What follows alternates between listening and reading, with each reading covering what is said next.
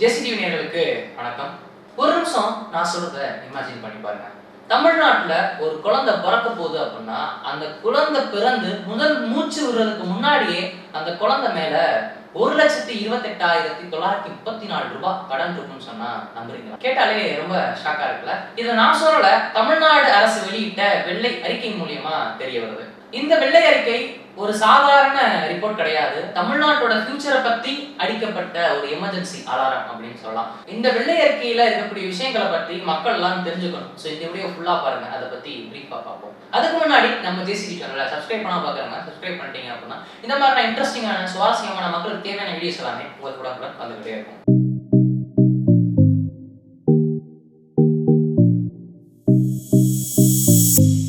2021ல தமிழ்நாட்டினுடைய மொத்த கடன் 5.13 லட்சம். ஆனா 2026ல கிட்டத்தட்ட 10 லட்சம் கோடிக்கு மேல.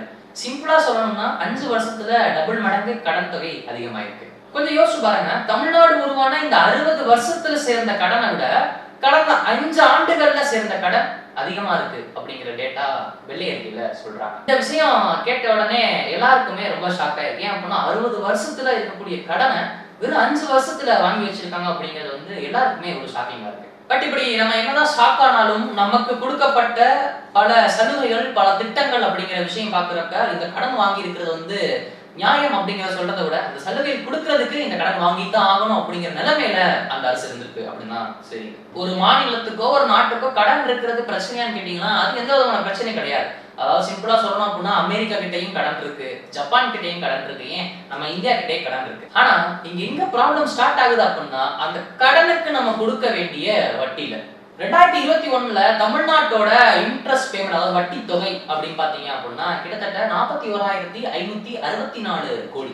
ஆனா 2026ல இப்போ எவ்வளவு கட்டுறாங்க அப்படின்னா கிட்டத்தட்ட 67,050 கோடி. ஒரு நாளைக்கு ஆவரேஜா பார்த்தாலே 183 கோடி கட்டுறோம் வட்டி மட்டும். டெய்லி நீங்க தூங்கும் போதும் சரி, நான் இப்போ இந்த வீடியோ எடுத்துக்கிட்டு இருக்க நேரமும் சரி, கவர்மெண்ட்டுக்கு இன்ட்ரெஸ்ட் மீட்டர்ல தான் ஓடிட்டு இருக்கு. இந்த வெள்ளை அறிக்கையில என்ன ரொம்ப பயமுறுத்தின ஒரு விஷயம் என்ன அப்படின்னா, தமிழ்நாடு அரசு இப்போ புதுசா ஒரு ரோடோ இல்ல ஒரு ஹாஸ்பிட்டல் இல்ல அப்படின்னா ஒரு ஸ்கூலோ கட்டுறதுக்கான செலவை விட ஆல்ரெடி இருக்கக்கூடிய கடனுக்கான வட்டி கொடுக்குறாங்க பாத்தீங்களா, அந்த அமௌண்ட் அதிகம் அப்படின்னு இந்த டேட்டால தெரிய வருது. இதுதான் இப்போ இருக்கிற தமிழ்நாட்டு நிதி நிலைமையில ஒரு மிகப்பெரிய ஒரு அபாய நிலை அப்படின்னு சொல்லலாம். ஏன் அப்படின்னா புதுசா ஒரு விஷயத்த பண்றதுக்கு பண்ணக்கூடிய அமௌண்ட்டை விட ஆல்ரெடி நம்மளுடைய செலவே அதிகமா இருக்கிறப்ப புதுசா திட்டங்கள் கொண்டு வர்றது இனிமே கொஞ்சம் கஷ்டம். இப்ப உங்களுடைய வீட்டு வருமானம் 50,000 அப்படின்னா, ஆனா உங்களுடைய செலவுகள் மட்டும் 20,000 இருக்கிறப்ப என்ன பண்ணுவோம்?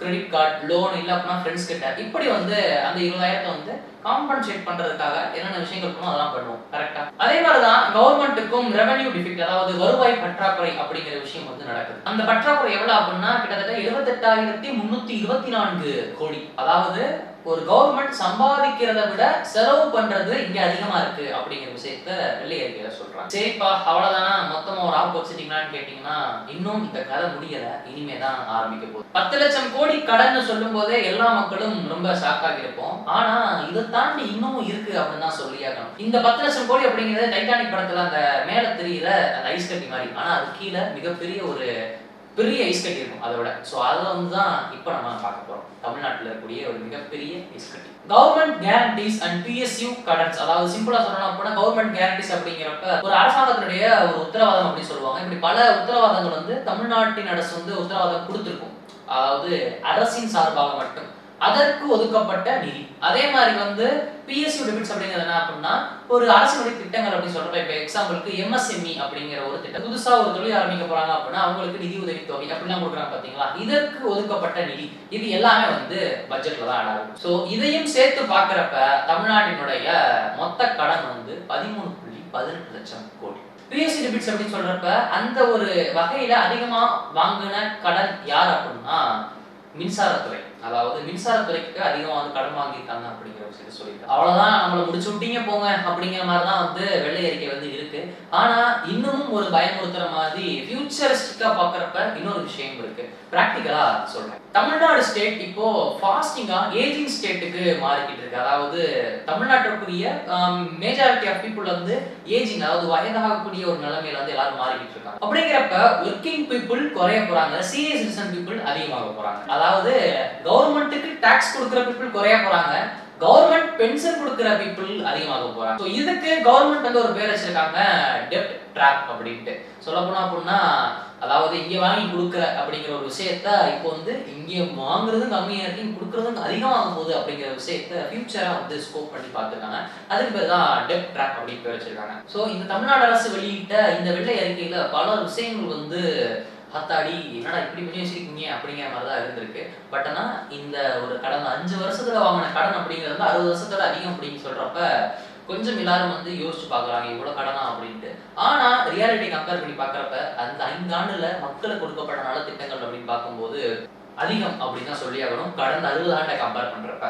இந்த விஷயத்த பல பேர் வந்து முன்னெடுத்து வச்சுக்கிட்டு இருக்காங்க. இவ்வளவு செலவு பண்ணிருக்கீங்களே, இவ்வளவு செலவு பண்ணிருக்கீங்க அப்படின்னு பல பேர் கேட்கிறப்ப நான் முன்னாடி சொன்ன அந்த விஷயத்தை வந்து பல பேர் வந்து முன்னெடுத்து வைக்கிறாங்க. சோ இந்த தமிழ்நாடு அரசு வெளியிட்ட இடையற்கை எல்லா மக்கள்கிட்டையும் ஒரு கேள்வி கேட்குது அப்படின்னு தான் நான் நினைக்கிறேன். அதாவது இன்னைக்கு நம்ம என்ஜாய் பண்ணக்கூடிய இந்த கவர்மெண்ட் ஸ்பெண்டிங்க்கு நாளைக்கு நம்ம பசங்க பில் கட்ட போறாங்களா? சோ இந்த வெள்ளை அறிக்கை வெளியிட்டு இருக்காங்க. அதை வந்து அடுத்து வரக்கூடிய காலங்கள்ல இப்ப இருக்கக்கூடிய தமிழக வெற்றி கழகத்தின் தலைவர் சிஎம் விஜய் அவர்கள் எப்படி அதை வந்து மேற்கொண்டு அதை எப்படி பேஸ் பண்ணி அடுத்த அளவுக்கு எப்படி கொண்டு போறாருன்னு தெரியல.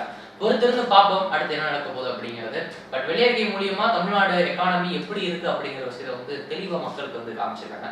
அது ஒரு நல்ல விஷயம். ஸோ இந்த வீடியோ உங்களுக்கு ரொம்ப யூஸ்ஃபுல்லா இருக்கும்னு நினைக்கிறேன். உங்களுக்கு பிடிச்சிருக்கு அப்படின்னா மறக்காம இந்த வீடியோ லைக் பண்ணிட்டு உங்களுக்கு மிஸ்ஸஸ் ஃபேமிலிக்கும் ஷேர் பண்ணுங்க. அவங்களும் இந்த வீடியோ பார்த்து பல விஷயங்களை தெரிஞ்சுப்பாங்க. இந்த மாதிரி இன்னும் பல இன்ட்ரெஸ்டிங்கான சுவாரஸ்யமான தகவல்கள்லாம் நீங்க தெரிஞ்சுக்கணும் அப்படின்னா மறக்காம நம்ம ஜிசிடி சேனலை சப்ஸ்கிரைப் பண்ணி வச்சுக்கோங்க. நன்றி, வணக்கம்.